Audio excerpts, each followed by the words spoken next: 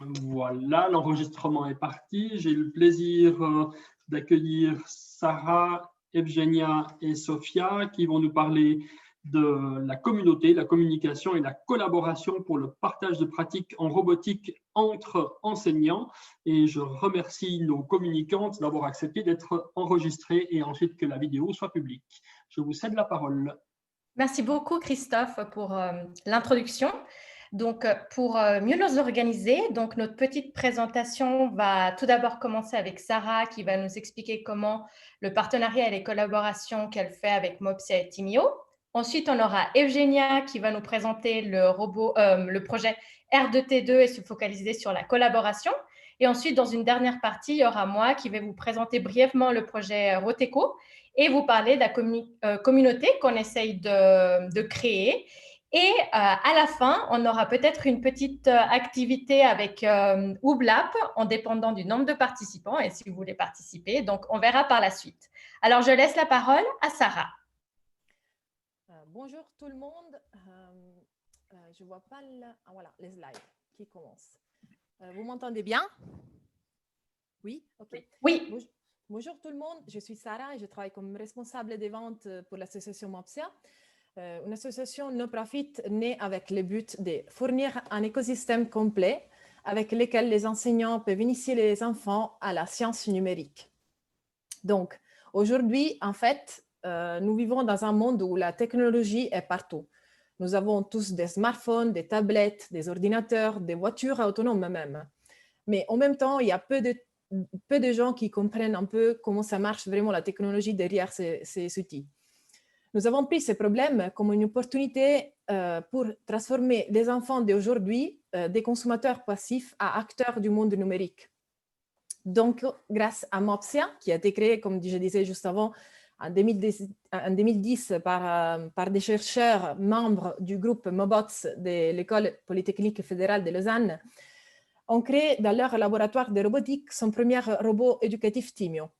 Tout au début, c'était un peu un produit justement pour d'études, mais en 2014, ils ont un peu changé leur vision et ils ont commencé à distribuer les robots partout dans le monde. Et après quelques années, en fait, Mopsia a su grandir et revivre et vivre encore plus grâce à la distribution de ces Timio et grâce surtout à l'impact social qu'il y a eu et grâce surtout à la communication et à la coopération qu'il y a eu entre des enseignants, des éducateurs, des chercheurs et surtout des universités et des fondations.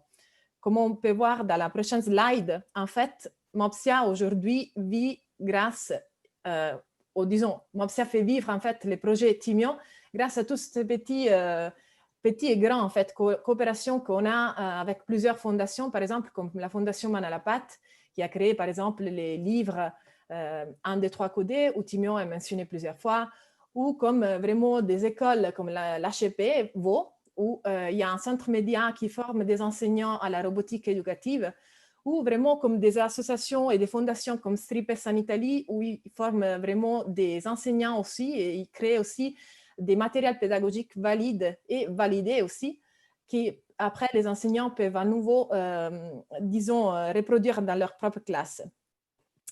C'est aussi pour ça que Mopsia a travaillé au sein d'un écosystème et surtout vise à agrandir ce type d'écosystème. Dans la prochaine slide, on voit aussi en fait que tout ça était possible grâce aussi à la vision qu'on a d'un produit open source et open hardware. Donc, c'est vraiment pour faciliter la coopération entre les écoles et les universités, mais aussi pour encourager la création du contenu par les enseignants et les entités publiques. Et dans la prochaine slide, on voit aussi qu'aujourd'hui, c'est grâce aussi à ce type de communauté qu'on a pu vraiment agrandir la distribution des Timio dans le monde entier. En fait, on est présent en Suisse, mais aussi en France, en Belgique. Par exemple, dans la Digital Wallonie, nous a aidé vraiment beaucoup à aussi diffuser Timio dans les écoles, mais aussi au Canada, en Israël, au Maroc. Et encore beaucoup de pays, on espère encore atteindre plus de pays. Et dans la prochaine slide, on voit aussi que vraiment, notre message est de proposer un seul robot durable, facile à utiliser et neutre sur le plan du genre, qui peut être utilisé par n'importe quel étudiant et quel que soit son âge.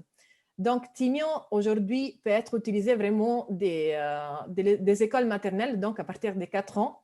La prise en main, c'est vraiment facile parce qu'il y a 6 comportements de base où les enfants déjà tout petits peuvent l'allumer et peuvent déjà découvrir son fonctionnement et aussi peuvent éveiller leur intérêt pour la technologie et leur esprit critique, en fait. Pour aller plus loin, par contre, vous pouvez aussi télécharger le logiciel Timio Suite 2.1.2 qui est aussi gratuit et téléchargeable sur notre site internet où il y a 5 différents langages de programmation à partir de VPL, VPL3, Scratch, Blockly et Aceba Studio, que c'est aussi en fait pensé pour aller plus loin dans la programmation jusqu'à l'université. Dans notre site internet, en fait, que vous pouvez voir dans ces slides-là, vous pouvez trouver aussi différentes ressources pédagogiques validées, aussi qui sont partagées gratuites par des organismes dont on parlait juste avant, en fait. Comme on peut voir dans la prochaine slide, il y a par exemple un des 3 codés de la main à la pâte, INI Robot, il y a des chercheurs, il y a des professeurs d'université. Donc, c'est tout gratuit et à disposition de tout le monde. Une autre coopération qu'on a eue est très importante, par exemple, dont je vais parler dans la prochaine slide, c'est justement la coopération entre l'EPFL, l'École Polytechnique Fédérale de Lausanne, et IRIA. Ils ont créé en fait un MOOC gratuit sur Timio, donc un cours pour découvrir les sciences du numérique, où tout le monde en fait peut s'inscrire et les télécharger et aussi voir des vidéos, des chapitres ou même vraiment voir seulement les chapitres qui leur intéressent. Dans la prochaine slide, en fait, nous, on a fait beaucoup de choses aussi. On a commencé à créer des webinaires pour communiquer aux enseignants, en fait, qu'est-ce que c'est le partage en fait, des activités. Donc, chaque webinaire, on invite plusieurs professeurs à partager leurs propres activités. Aujourd'hui, on a nombreux d'enseignants qui nous suivent. On est très heureuse de ces partages et on voit que grâce à ces communautés, en fait, les enseignants peuvent avoir des idées à partager dans leur propre classe. Et nous, on invite aussi en fait les professeurs qui ont déjà créé des activités à les partager avec notre communauté. C'est voilà pour ça que je voudrais vous inviter aussi au prochain webinaire Timio, que ça sera le mercredi 25 novembre à partir de 16h jusqu'à 17h, où il y aura deux formateurs, un Suisse et un Français, qui vont présenter 2 activités liées à la Timio et la créativité. Donc, n'hésitez pas à vous inscrire et si jamais vous ne pouvez pas voir en live, il y aura aussi un enregistrement que nous allons partager dans notre site internet, dans nos réseaux sociaux et surtout aussi dans Twitter, YouTube, Facebook, etc., etc. Donc voilà, dans la prochaine slide, vous pouvez voir en fait qu'il y a tous les liens dans les cas où vous allez rater quelques types d'enregistrement. Maintenant, je laisse la parole à Evgenia. Oui, merci Sarah pour ton introduction. Alors moi, je suis Evgenia Bonnet et je suis là aujourd'hui pour vous présenter le projet RDT2 Collaboration que nous développons au Centre Lorne à l'EPFL. Alors, qu'est-ce que signifie RDT2? RDT2 signifie Remote Rescue with Timio 2. Si traduire, c'est le sauvetage à distance avec le robot Timio. Alors, une des fonctionnalités des robots, c'est la possibilité de le programmer à travers une connexion Internet à distance. Alors, pourquoi pas réunir les enfants de pays différents et ouvrir les portes vers leur collaboration afin de réussir une mission robotique éducative. Cette idée a été réalisée à l'EPFL par le groupe Mombots de Francesca Mandada, mais cela était aussi possible grâce à la collaboration avec les écoles en Suisse. Les sujets de mission sont inspirés de la robotique spatiale avec des idées et des essais préliminaires faits avec l'École internationale de Genève et durant un camp d'été à l'EPFL avec une classe de l'école de commerce de Berne. Avant de vous donner plus d'informations, je vous laisse plonger dans l'histoire de l'émission sur Mars.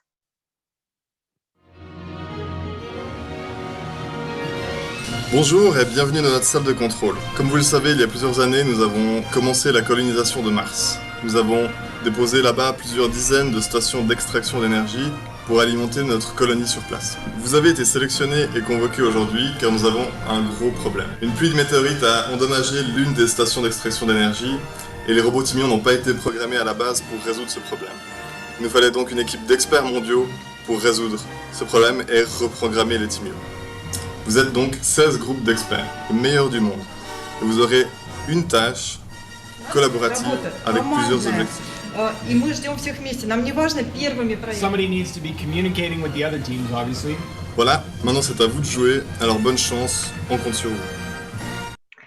Alors, la vidéo que vous venez de voir et vous voyez maintenant a été filmée lors de notre premier événement organisé au niveau international en 2015. Toutes les équipes, comme vous pouvez le voir, se trouvent dans leurs établissements scolaires et le setup, la station martienne, se trouve à l'EPFL. Donc, il ne faut pas se déplacer à l'EPFL pour pouvoir programmer le robot.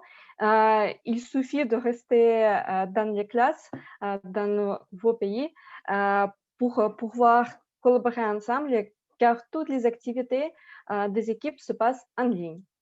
Les sujets de mission ont toujours l'idée de la collaboration, mais pas de la compétition.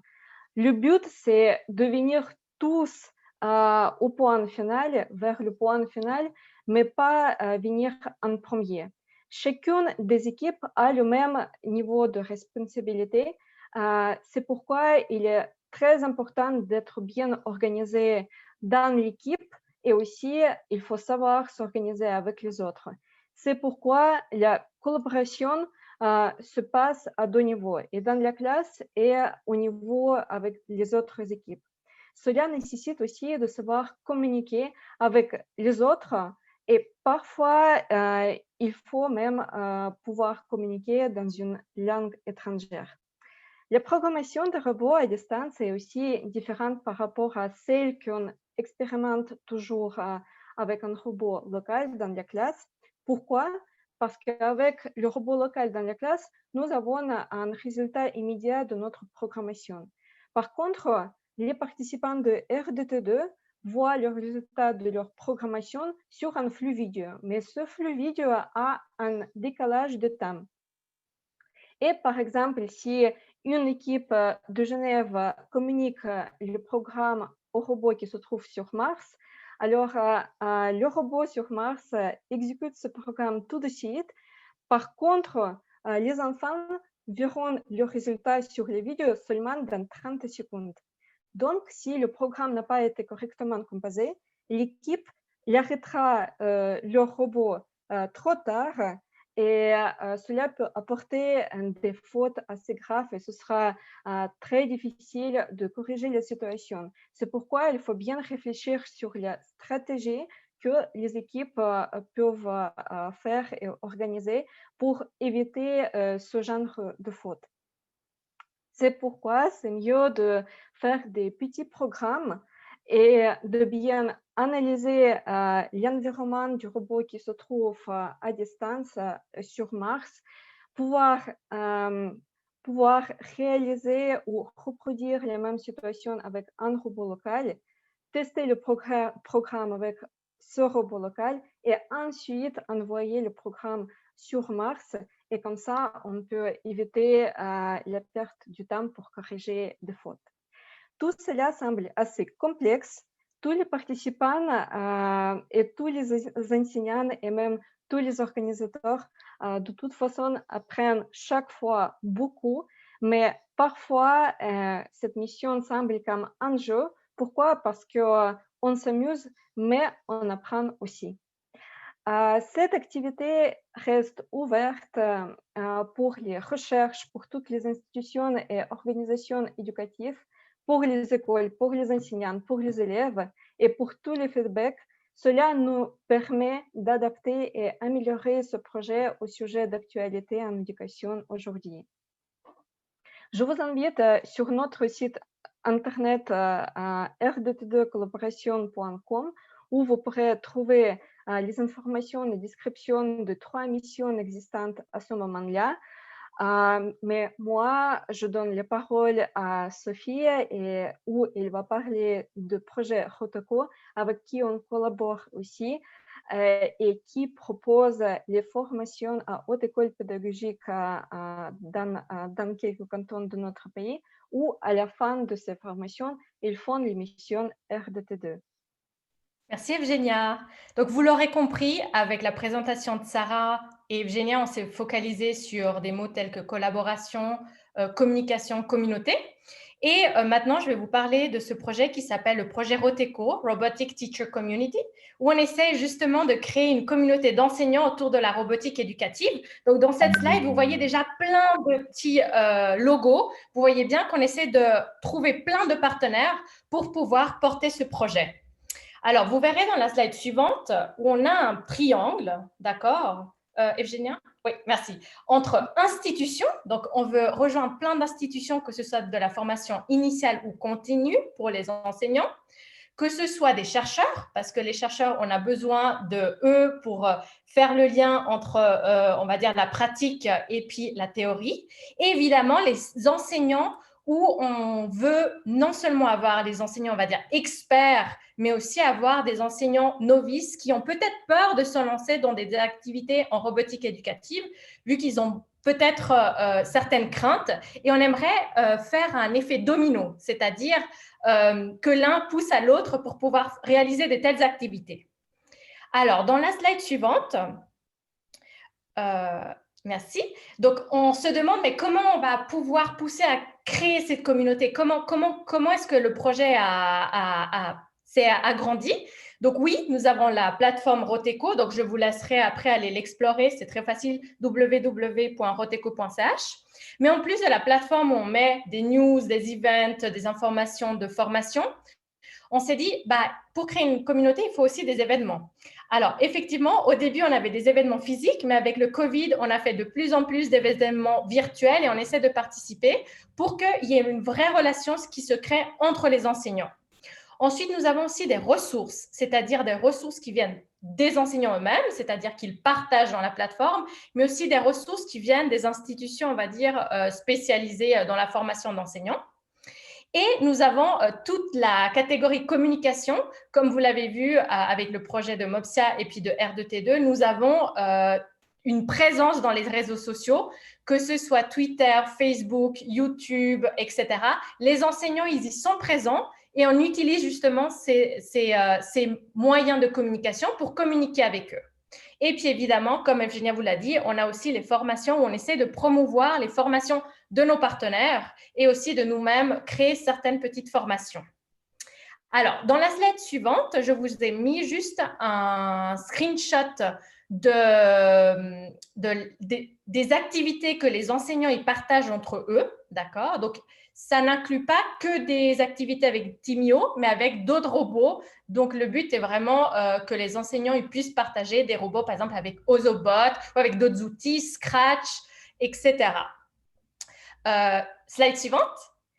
Donc, dans cette slide, on vous a mis un screenshot d'une activité où, comme vous voyez, juste en bas, il y a la partie commentaires où on souhaite que les enseignants, ils communiquent entre eux, ils s'entraident, ils posent des questions ou qu'ils laissent simplement un feedback de l'activité que leur collègue aura postée. Ce qui est aussi très important, c'est que dans les activités Roteco, vous pouvez aussi télécharger les pièces jointes, c'est-à-dire le matériel dont vous auriez besoin pour faire telle ou telle activité.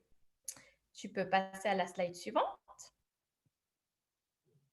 Donc, vous l'aurez compris, notre mission, c'est qu'on découvre ensemble, on se rencontre et on partage pour accroître les activités en robotique et créer cet écosystème qui soit assez aidant, porteur, pour que les enseignants se sentent soutenus.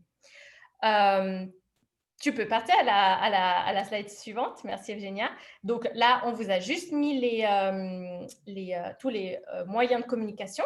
Et maintenant, nous sommes 8, mais nos organisateurs d'Optique Éducation nous ont laissé cette merveilleuse plateforme que je ne connaissais pas, Whoopclap. Donc, on va la tester avec vous.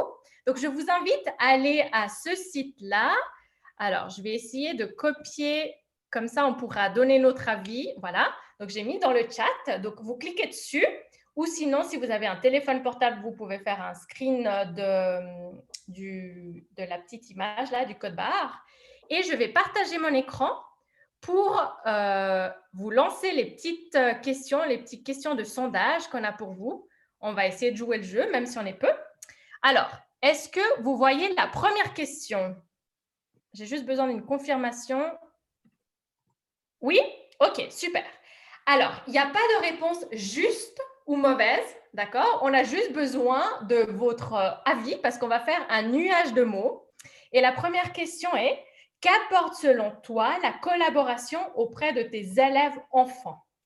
Alors là, on commence à voir certains mots qui apparaissent. Donc, j'espère que vous pouvez voir mon écran. Donc, nous avons la curiosité, des idées. Très bien.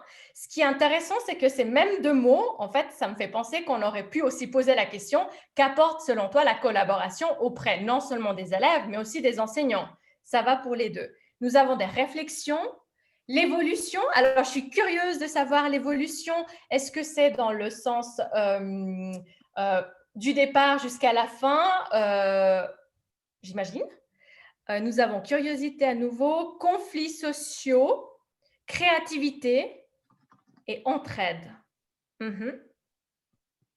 Entraide à nouveau. Idée. Super. Je vous laisse juste quelques petites secondes juste pour finir de créer notre réflexion. Allez plus loin. Oui, effectivement, il y a un effet aussi, si j'ose dire, motivationnel pour les enfants, c'est-à-dire j'ai envie d'aider mon petit camarade avec lequel je travaille. Nous avons quoi d'autre? Projet. Donc, travailler sur des projets de la collaboration, oui. Et puis là, vous avez l'exemple R2T2. Aller plus loin. Réflexion. Super. Alors, nous avons 15 petites réponses. On va passer à la question suivante. À nouveau, il n'y a pas de réponse juste et fausse. Là, on va faire un espèce de, pas brainstorming, mais de liste. On va tester l'outil. Alors, selon toi, quelles sont les difficultés que les enseignants rencontrent pour se lancer dans la robotique éducative? À votre avis, qu'est-ce qui pourrait freiner, selon vous, les enseignants à se lancer dans une activité de robotique? Alors là, on a la peur. Par rapport aux personnes qui ont mis la peur, c'est la peur de quoi? Est-ce que c'est la peur de l'inconnu? Est-ce que c'est la peur de ne pas avoir les connaissances? Est-ce que vous pouvez un petit peu plus développer? Nous avons les méconnaissances, incompétences, oui.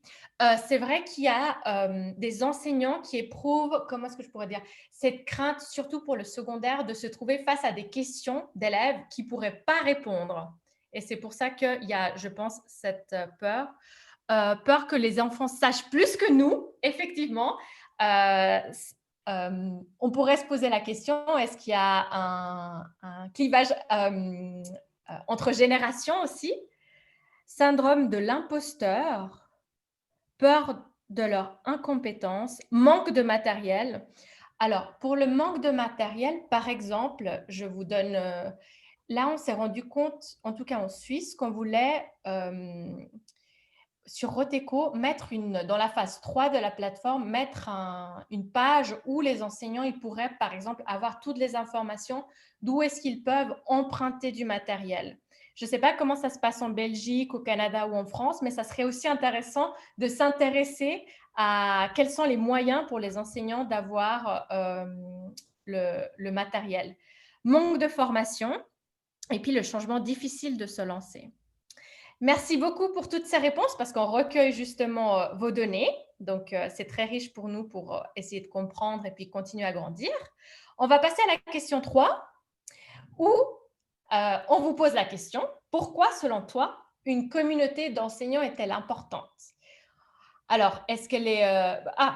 vous êtes rapide, moi j'ai déjà des réponses. Alors, pour échanger des pratiques, échanger des idées, une question motivationnelle, entraide, ne pas se sentir seul. Oui, alors effectivement, on retrouve beaucoup, et je suis sûre que même vous, au sein de votre activité elle-même, des fois, lorsqu'on a des petites questions, on se sent plus à l'aise de poser à nos collègues. Oui, trouver des stratégies, les ressources, créer ensemble et avoir des idées. Super. Merci beaucoup. Et on va passer à la toute dernière question. Alors, ici, on a besoin de votre aide pour faire un brainstorming sur quelques idées que, selon vous, pourraient nous aider à continuer à développer cette communauté d'enseignants. Donc ici, on a fait 4 catégories, pardon. La première catégorie serait des idées concernant la communication. D'accord? La deuxième colonne, elle correspond à la rencontre. Quelles idées vous avez de type de rencontre qu'on pourrait faire? La troisième colonne, c'est le partenariat. Quel type de partenaire vous pensez qui pourrait nous aider justement à développer ces communautés? Est-ce qu'il faudrait aller plus loin? Et si vous avez d'autres idées qu'on n'a pas pensées dans ces 3 colonnes, n'hésitez pas. Et puis, si vous ne savez pas forcément votre idée dans quelle colonne elle y va, ce n'est pas grave. On va de toute façon les voir apparaître dans l'écran. Alors, pour la communication, j'ai faire plus de pubs. Alors, pour la personne qui a écrit plus de pubs, super, mais dis-nous, est-ce que tu penses que c'est plus de pubs, par exemple, en donnant des flyers, en mettant des informations dans la salle des profs? Tu penses que c'est via les réseaux sociaux? Je suis curieuse de comment est-ce que je pourrais toucher le plus d'enseignants. Ah, mise en avant d'enseignants innovants. Donc là, j'ai pour la com, mise innovant d'enseignants innovants. C'est intéressant parce que là, dans la newsletter de Roteco, depuis deux numéros, je crois on essaie de mettre l'activité du mois, justement pour mettre en avant l'activité, enfin l'enseignant et l'activité qu'on trouve où l'enseignant a fait un grand développement pour justement le mettre, les motiver en quelque sorte. Pour la colonne 2, j'ai webinaire par des enseignants de tous les pays. C'est super. Alors, vous ne le savez pas encore, je vous donne un petit tips, mais pour le webinaire de décembre, on va faire appel aux enseignants pour voir s'ils veulent nous proposer des activités de Noël. Donc, ça, on tient en compte. Les rencontres avec des personnes déjà formées sera cool pour se former. Et en ligne et en présence, laissez les paroles aux enseignants. Très bien. On prend note de vos conseils. Et puis, pour les partenariats école pilote motivée, oui, alors on essaye de travailler avec des écoles pilotes, surtout avec les écoles pilotes du projet numérique dans le canton de Vaud, mais on espère pouvoir s'agrandir. Association EdTech. Et puis, pour les autres idées, je lis juste contacter des didacticiens de l'informatique et avoir des locaux. D'accord, des locaux spécialisés, où il y a peut-être le matériel et puis les ressources pour pouvoir faire des activités en robotique. Alors, je vais arrêter la présentation là parce que c'est 56. Mais je ne sais pas si vous souhaitez prendre le micro et puis poser d'autres questions ou faire des remarques, n'hésitez pas. Là, Evgenia, Sarah et moi, on est là pour ces 4